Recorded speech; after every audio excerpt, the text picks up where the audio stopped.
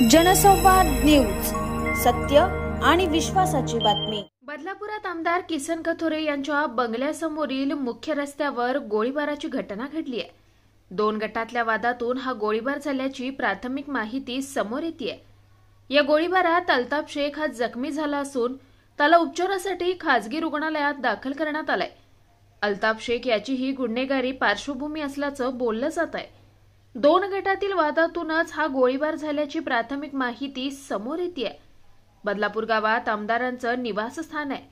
त्यांच्या घरासमोरूनच बोराटपाडा मुरबाडकडे जाणारा रस्ता आहे। याच रस्त्यावर हा गोळीबार झालाय।